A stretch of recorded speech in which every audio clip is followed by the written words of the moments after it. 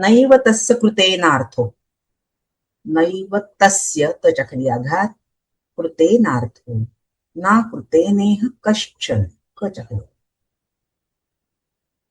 न चास्य सर्वभूतेषु, सच्या खाली आघात, कश्चिदर्थव्य पाश्रयः, कच्या खाली आघात, कश्चिदर्थव्य दच्या खाली आघात, दर्थच्या खाली आघात, व्यपाश्रयः. इथं काही पुन्हा एकदा बघा. नैव तस्य तच्या खाली आघात, कृतेनार्थो ना कृतेनेह कश्चन, कच्या खाली आघात, न चास्य सर्व, सच्या खाली आघात, भूतेषु कश्चिदर्थव्य, कच्या खाली आघात, दच्या खाली आघात, थच्या खाली आघात, व्यपाश्रय.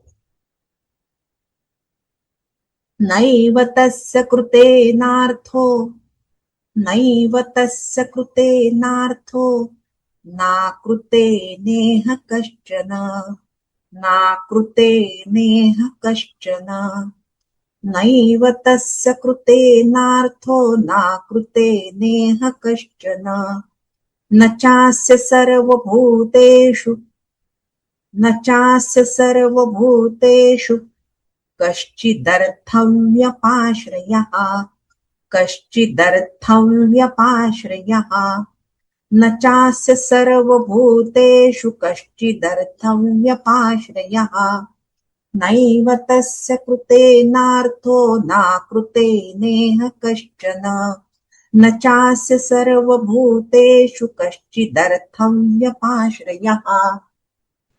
येतंय बघा. केल्याने वा न केल्याने त्यास भावार्थ सारखा, कोणामध्ये कुठे त्याचा न काही लोभ गुंतला.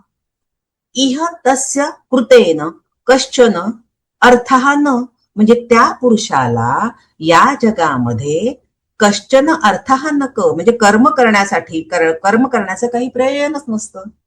अकृतेन एव न, म्हणजे कर्म न करण्यासाठी सुद्धा काही प्रयोजन असत नाही.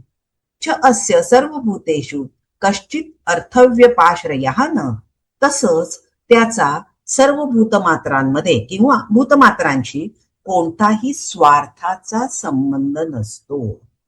त्या पुरुषाला अशा प्रकारे जो आत्मरती आहे, आत्मतृप्त आहे, त्याच्या संदर्भात भगवंत इथे म्हणतात की अशा पुरुषाला या जगामध्ये कर्म करण्याचं काही प्रयोजनच नसतं किंवा न करण्याचं पण काही प्रयोजन नसतं.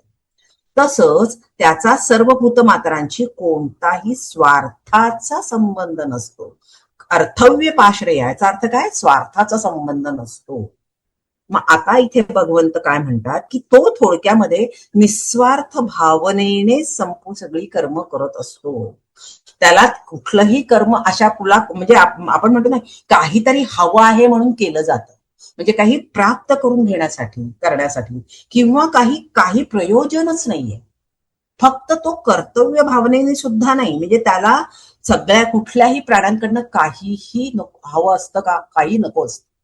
तो फक्त असतो. जोपर्यंत शरीर आहे तोपर्यंत तुम्हाला माहितीये कर्म हे करावंच लागतं. पण तो त्याला काहीही नकोय, म्हणजेच काय? ऐहिक सुख पाहिजेत का? नकोय. पारलौकिक गोष्टी पाहिजेत का? सिद्धी प्राप्त करून घ्यायच्यात का? काहीच नको आहे.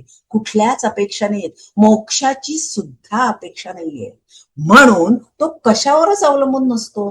प्रत्यक्ष अगदी परमेश्वरावर सुद्धा अवलंबून नसतो. कारण त्यांनी आत्मतृप्ती मिळवलेली आहे. तो आत्मतृप्त, म्हणजे ज्या परिस्थितीत आहे त्या प्रत्येक परिस्थितीत तो संतुष्टच आहे. त्याला काही मिळवायचं नाहीये, पुढाकडनं काही हवंय असंही नाहीये. अशा वृत्तीचा तो असतो. म्हणजे तो कसा तृप्त? असा तृप्त आहे. म्हणजे तृप्ती झाली जैसी, साधने सरती हा पैसी, देखे आत्मतृष्टी तैसी कर्मी नाही. आता ज्ञानेश्वर उदाहरण असं देतात की तृप्ती झाली जैसी, म्हणजे बघा जेव्हा आपल्याला भूक लागणार आहे त्याच्यासाठी आपण काय करतो? आधी त्याची तयारी करतो ना, साधन सामुग्री गोळा करून ठेवतो. कारण कधीतरी भूक लागणार आहे, म्हणजे आधी आपण सगळी साधन सामुग्री शिधा गोळा करतो. मग काय आहे की मग त्याच्यानंतर स्वयंपाक करतो. म्हणजे आहे त्या गोष्टींना स्वयंपाक करतो. स्वयंपाक झाल्यानंतर काय, मग आपण पानं मांडणं आणि वाढणं, वाढून घेणं आणि मग जेवण. म्हणजे हे सगळी जी क्रिया आहे, भूक लागणार आहे या विचारांनी आधी सगळं साधनं जमवायची, मग स्वयंपाकाची खटपट करायची आणि मग अन्न शिजवायचं, ते वाढून घ्यायचं. हे सगळं काय आहे, असं सगळं केल्यानंतर ही सगळी साधन आहे कशाची, भूक शमवण्याची. मग हळूहळू खायला लागल्यानंतर आपली भूक कमी कमी व्हायला लागते आणि मनुष्य तृप्त होतो. तसं इथं ज्ञानेश्वरांनी शब्द वापरलाय की आपैसी साधने सरती आपैसी. म्हणजे ज्याप्रमाणे स्वयंपाक, आता भूक लागली, भूक खाल्लं, आता सगळं संपलं. म्हणजे सगळी कर्म जी खटाटोप करत होतो भूक भागवण्यासाठी, ती सगळी साधनं संपली. तसं ज्याची सगळी साधनं थांबतात, कधी जो आत्मतृप्त आहे त्याला बाकीच्या साधनांची आता गरजच लागत नाही. तृप्ती झालिया जैसी साधने सरती आपैसी, देखे आत्मतृष्टी तैसी, कर्मेची नाही. त्याला कर्म कशासाठी वापरतो, कर्म ही साधन आहे, ती त्याला लागतच नाही, कारण तो तृप्तच आहे. जसं उदाहरण काय दिलं की पोट भरल्यानंतर स्वयंपाकाचा खटाटोप संपतो, तसं आत्मतृप्ती झाली की कर्माची खटपट संपते. असा तो आहे. म्हणजे मुळामध्ये आपण काय बघितलं, उदाहरण काय ज्ञानेश्वरांनी, की जी सगळी साधन आहेत, आधी अन्न मिळवा, म्हणजे सगळं शिधा गोळा करा, अन्न शिजवा, ही सगळी साधन आहेत. आणि मग तृप्ती काय आहे, तृप्ती साध्य आहे. अशा प्रकारे भगवंत म्हणतात की जो मुळातच आत्मतृप्त आहे त्याला कुठल्याही कर्मांची गरजच पडत नाही. तस्य कार्यं न विद्यते, त्याला कुठल्याही प्रकारची कर्म, म्हणजे कर्म म्हणजे कर्तव्य कर्म, कार्यम हा शब्द वापरलाय. कुठपर्यंत कर्तव्य कर्म, जोपर्यंत तुम्ही ध्येय साध्य होत नाही तोपर्यंत कर्तव्य करावीच लागतात. आता म्हणून शब्द वापरला काय, तस्य कार्यं न विद्यते, कार्य शब्द वापरलाय की ध्येय प्राप्त झाल्यानंतर कर्तव्य राहत नाही, पण कर्म चालूच असतं. कारण मी मगाशी म्हटलं की कर्माचा सिद्धांत काय सांगतो, आणि काय, प्रत्येकाला शरीर हे मिळालेलं आहे आणि जोपर्यंत शरीर धारण केलेलं आहे तोपर्यंत कर्मही आहेच आहे. म्हणजे कर्म केल्याशिवाय कोणीही क्षणभर देखील राहू शकत नाही, गीतेने सांगितलंय. अशा प्रकारे तो कर्म करत राहतो, पण त्याच्या मागे कुठलाही उद्देश नाही. म्हणजे त्याला सगळी त्याची ज्ञानेंद्रिय आहेत ती कर्म करतात का नाही, करतातच. म्हणजे काय, तोही नेत्री पाहे, श्रवणी ऐकतू आहे, पर तेथीचा सर्वथा नोहे नवल देखे. डोळे आहेत, डोळ्यांनी पाहण्याची गोष्ट क्रिया करतोय, कान आहेत, कानाने ऐकण्याची क्रिया करतोय, पण त्याच्याकडे कसं आहे, परी तेथीचा सर्वथा नोहे, पण त्या कर्मामध्ये तो रत नाहीये, तो क्रिया करतो आहे. काय, ते डोळे आहेत, डोळ्यांनी क्रिया होणार आहेत, कानाने ऐकणं, पण त्याचं कुठे आहे संपूर्ण तृप्ती कुठे आहे, की कुठे तो रमलेला आहे, तर तो आत्म्यामध्येच आहे, आत्मरत आहे. म्हणजे थोडक्यामध्ये वरवर जरी तो आपल्या बाह्यदृष्टीला आपल्याला वाटत असतं की तो कर्म करतोय, संतांचं आयुष्य असं असतं की संत आपल्याला कर्म करताना दिसतात, पण ते कर्तव्य कर्म म्हणून नाही, तर इतरांसाठी तो त्यांचा स्वभाव असतो. कर्म करणे हा स्वभाव आहे, पण जे जी कर्म आहे ती सर्व समाजासाठी, लोकांसाठी कर्म केली जातात. त्यांना आत्मज्ञान प्राप्त झालेलंच आहे. त्यांना काय आहे, त्यांना त्याची गरजच नाही कर्तव्य कर्म करायची. जववरी अर्जुना तो बोधू भेटे ना मना, तवची या साधना बजावे लागली. पण अर्जुन आत्मज्ञानी झालेला आहे का, नाही झालेला आहे. अजून तो मुमुक्षु आहे, त्याची प्रगती चालू आहे. म्हणून भगवंत इथे असं म्हणतात की त्याला मात्र स्वधर्माचं पालन केलंच पाहिजे. अजून जववरी अर्जुना तो बोधू भेटे ना जना मना, म्हणजे जोपर्यंत तुझी तू तिथपर्यंत जात नाही, म्हणजे स्वधर्मारूप कर्म हे तुला करावंच लागतं, कारण तो अजून मुमुक्षु आहे. तू त्या ज्ञानापर्यंत पोहोचलेला नाहीस, तू अजून अपरिपक्व आहेस, म्हणून तुला हे केलं पाहिजे. स्वस्वरूपाची ओळख अजून झालेली नाही, म्हणून तो बोधू भेटेना मना हा जो शब्द वापरलाय ना, अशा प्रकारे की ब्रह्मसत्यम जगन मिथ्या आहे इथपर्यंत त्याची प्रगती झालेली नाही. म्हणून भगवंत असं म्हणतात की त्याला असे जे आत्मरती आहेत, आत्मतृप्त आहेत, त्यांना मात्र या गोष्टींची गरज नाही. कारण का? ते त्यामध्येच रमलेले आहे. तस्य कार्य न विद्यते, त्यांना कर्तव्य कर्म राहत नाही. पण अर्जुन मात्र अजून तसा नाहीये, म्हणून त्याला हे कर्तव्य कर्म करणं, स्वधर्माचरण करणं हे आवश्यक आहे. तस्मादसक्तः सततं कार्यं कर्म समाचर, असक्तो ह्याचरन् कर्म परमाप्नोति पुरुषः. आघात बघा आता.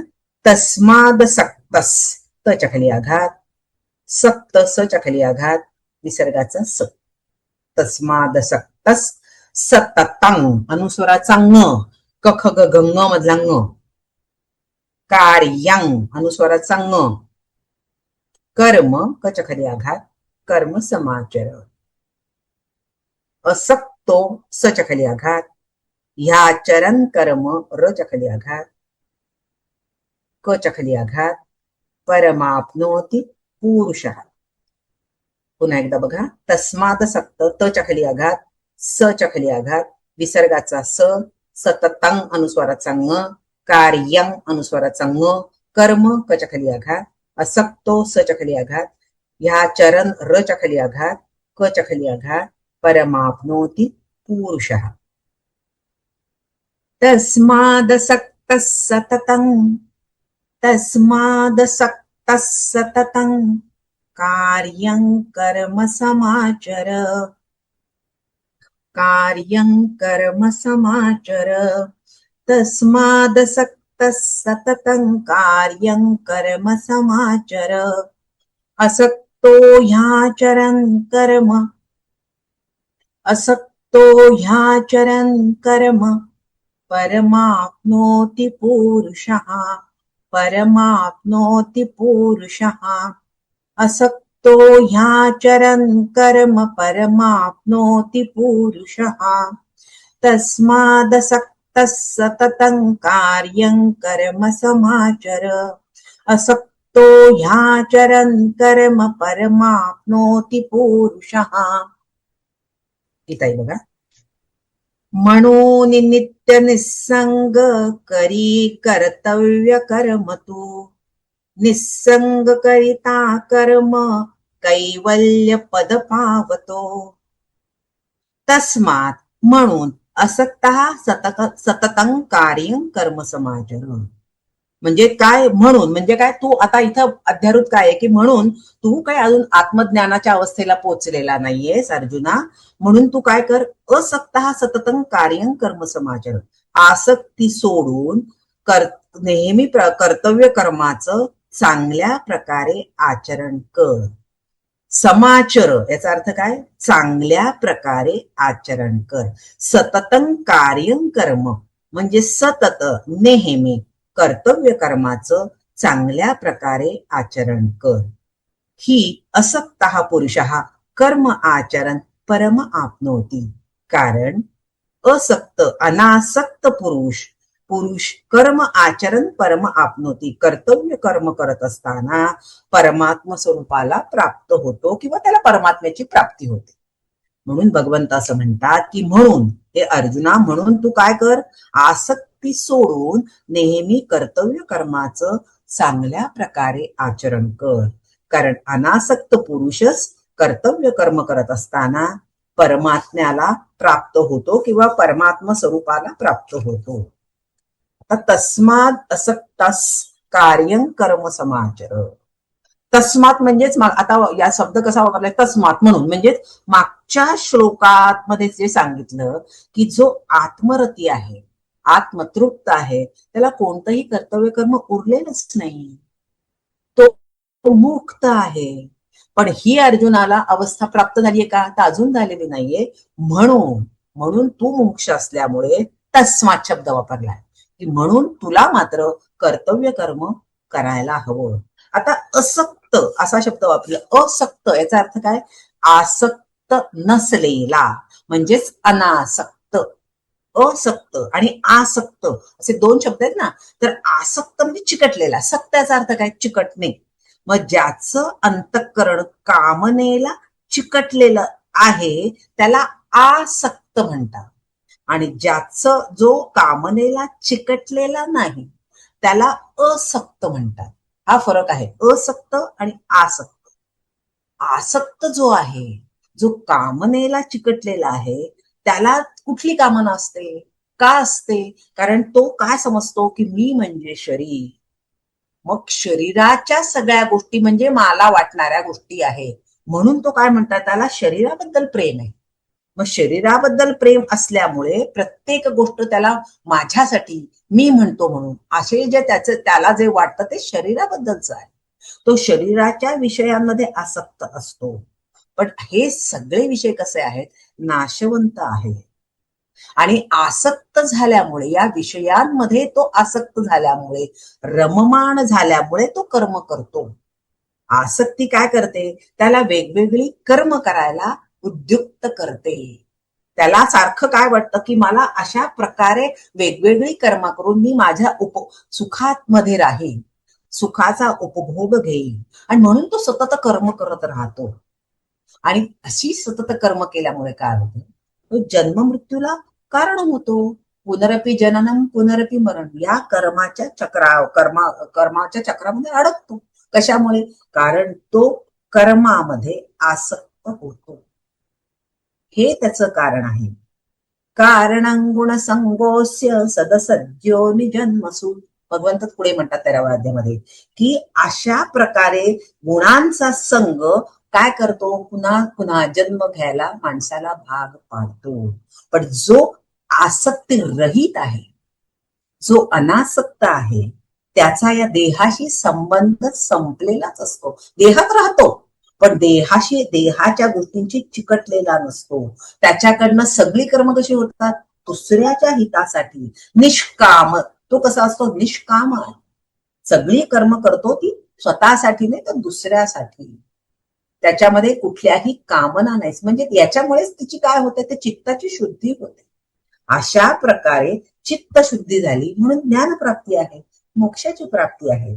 म्हणून भगवंत अर्जुनाला काय म्हणतात की तुला कर्म तर करायलाच हवंय, पण ते कर्म तू कसं करशील, अनासक्त होऊन कर, आसक्ती रहित होऊन कर, कर्तव्य भावनेने कर.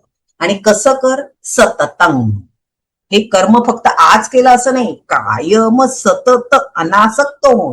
म्हणजे आज केला प्रत्येक कर्म हे अनासक्त होऊनच करायला पाहिजे. सतत कसं, तर सतत अशा पद्धतीने.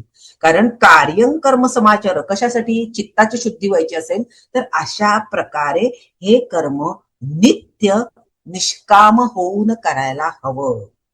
सातत्याने केलं पाहिजे, दीर्घकाळ केलं पाहिजे, याचं आचरण सतत व्हायला पाहिजे.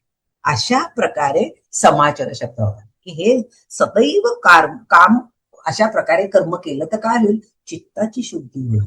म्हणजेच थोडक्यामध्ये अनासक्त कर्मयोगाच्या आचरणाने काय होतं, चित्ताची शुद्धी होते. पुन्हा समाजासमोर एक आदर्श निर्माण होतो. आणि मुख्य काय, तर कर्माचा आनंद वाढतो. अशा प्रकारे मग कर्म काय होतं, कर्म हीच उपासना होते. अशा प्रकारे कर्म केलं तर, कोणत्या पद्धती, अनासक्त होऊन कर्म केलं तर कर्माचा आनंदही मिळतो, चित्ताची शुद्धी होते, आणि समाजासमोर फार मोठा आदर्श निर्माण होतो. ज्ञानेश्वर असं म्हणतात, म्हणून तो नियतू सकळ काम रहितू, होऊन या उचितू स्वधर्म राहते, जे स्वकर्मे निष्कामता अनुसरले पार्था, कैवल्य पद तत्वता पातले जगी. म्हणून काय कर, म्हणून तू नियतू सकळ काम रहितू. तू काय कर, सर्व कामनांचा फलभोगाचा हेतू सोडून दे, आणि काय कर, नियत कर्म कर. आणि त्यामुळे काय होईल, हे जे स्वकर्मे निष्कामता अनुसरले पार्था, अशा प्रकारे जेव्हा तू निष्काम कर्माचं आचरण करशील, स्वधर्माचं आचरण करशील, ते सगळे लोक काय आहेत, कैवल्य पद तत्वता पातले जगी, ते कैवल्य पदाला जातात, मोक्ष पदाला प्राप्त होतात. आणि हे लक्षात घेऊन तू कसं कर्म कर, तर असं अनासक्त होऊन कर्म कर. म्हणजे त्याच्या वाट्याला जे युद्ध कर्म आलेलं आहे ते कसं करायचं, तर ते अनासक्त होऊन भगवंत म्हणतात कर.